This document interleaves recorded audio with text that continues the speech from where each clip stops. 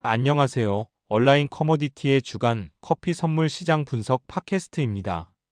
오늘 2025년 12월 29일을 기준으로 상충하는 공급 신호 속에서 미세한 균형점을 찾아가는 이번 주 커피 선물 시장 동향을 여러분께 전달해 드립니다. ICE 3월물 종가는 350.25센트로 마감했으며 주간 등락률은 2.82% 상승했습니다. 이번 주 시장을 한마디로 요약하자면 인도네시아발 쇼크와 브라질발 안도가 상쇄되며 강보합으로 마감했습니다. 무엇이 일어났을까요? ICE 3월물은 주간 2.82% 반등했지만 인도네시아 홍수라는 강세 재료와 브라질 강우 개선이라는 약세 재료가 충돌하며 변동성이 확대되었습니다. 이것이 의미하는 바는 무엇일까요? 시장은 현재 구조적 재고 부족과 미래 생산 개선 기대감 사이에서 팽팽한 줄다리기를 하고 있습니다. 어느 한쪽으로 쏠림 없이 350센트 중심으로 균형을 유지하는 모습입니다. 그렇다면 향후 전망은 어떨까요? 단기적으로 340에서 360센트 박스권 장세가 예상됩니다. 특히 브라질의 1월에서 2월 개화기 강우 패턴이 시장의 중기 방향성을 결정할 핵심 변수로 부상하고 있습니다. 주간 시장 지표를 한눈에 살펴보겠습니다. ICE 3월물은 12월 20일부터 26일까지 344.30센트에서 350.70센트 사이를 오가며 변동성을 보였습니다. 주간 최고점은 350.70센트였으며 주간 최저점은 344.30센트였습니다. 12월 26일 종가는 350.25센트로 전주 대비 9.45센트, 즉 2.82% 상승했습니다. 같은 날 3월물 거래량은 7,348건을 기록했습니다. 시장을 움직인 두 가지 강력한 힘, 즉 강세 요인과 약세 요인을 자세히 살펴보겠습니다. 먼저 강세 요인입니다. 인도네시아 수마트라 아라비카 농장의 3분의 1가량이 홍수 피해를 입었다는 소식이 공급 우려를 키웠습니다. 또한 미국 농무부 즉 USDA의 기말 재고 전망치가 전년 대비 5.4% 감소할 것으로 예상되며 구조적 공급 부족을 시사했습니다. 마지막으로 베트남 농가들이 높은 가격에도 불구하고 전략적으로 물량을 계속 보유하고 있는 점도 강세 요인으로 작용했습니다.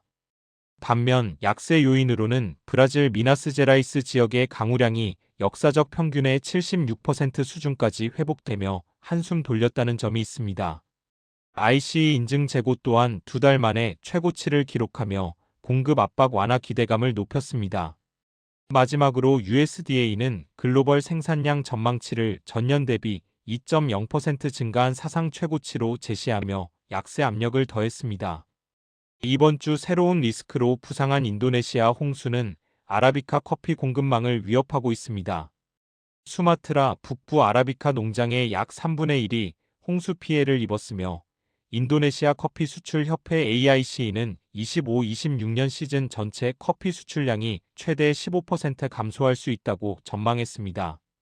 여기서 핵심 인사이트는 인도네시아는 세계 3위 로부스타 생산국이지만 이번 피해는 타이트한 아라비카 수급에 직접적인 타격을 준다는 점입니다. 로부스타 지역의 피해는 상대적으로 제한적인 것으로 파악되고 있습니다. 브라질 미나스제라이스 지역은 가뭄의 끝이 보이는 듯 평균 76%의 강우로 한숨 돌렸습니다.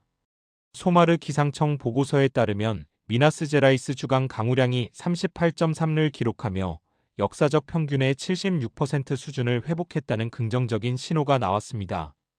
하지만 여전히 역사적 평균을 하회하는 수준이라는 우려도 남아 있습니다.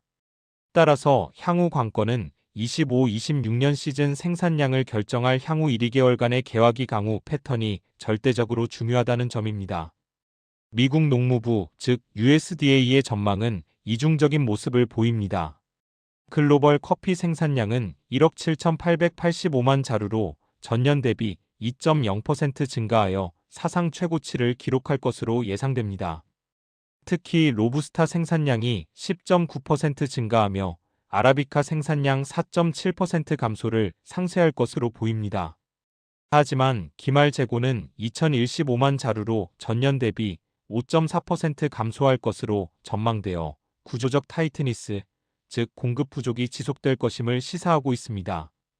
기타 변수들로는 베트남의 역설과 회복 중인 재고 동향을 살펴볼 수 있습니다.